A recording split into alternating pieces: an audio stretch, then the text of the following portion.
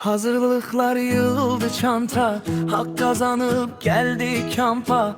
Danışır indi telefonlar, konsultantlar her bir yanda. Tarçın Bey'e salam olsun, məhsul alan bol bol olsun. Her gün kokteyl zövqlə içirik, bugün kokteyl banan olsun.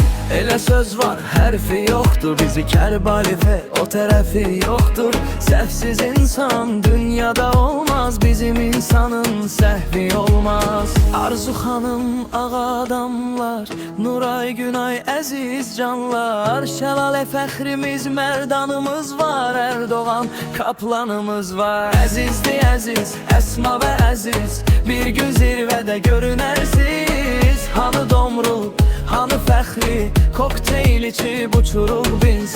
Əzizdi əziz, Əsma və Əziz, bir gün zirvədə görünərsiz. Hanı Domrul, hanı fəxri, kokteyl içib uçuruq biz. Uçmağa paraşut enerji bizdə, davamı var hələ biraz da gözdə. Uzaq edin hər qəmi məndən, uzağam mən hər dərddən, sərdən.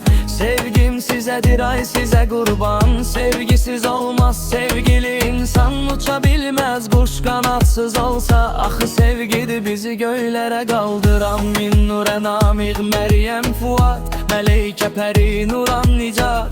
Xanım əfsanə, xanım nəzakət, adı bıdı bir də səxavət. Mənə ilham gəlir havalardan, külə aparır səni aralardan. Enişli yoxuşlu, çətinli asanlı, gəldi bugün bura haralardan.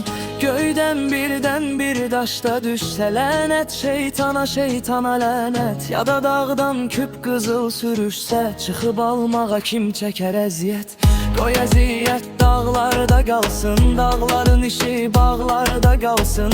Gəzirik keflə, biz də beləyik, bizi istəməyən ağlara qalsın. Xoşum gəlir gülən insanlardan, xoşbəxt olub yaşayanlardan. Rəngli evlərdən, parlaq maşınlardan, qaralardan, biraz da sarılardan. Əzizdi əziz, Əsma və Əziz, bir gün zirvədə görünərsiz.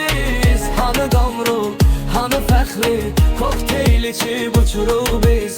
Əzizdi əziz, Əsma və Əziz, bir gün zirvədə görünərsiz. Hanı Domrul, hanı fəxri, kokteyl içib uçuruq biz. Əzizdi əziz, bir gün zirvədə görünərsiz. Hanı Domrul, hanı fəxri,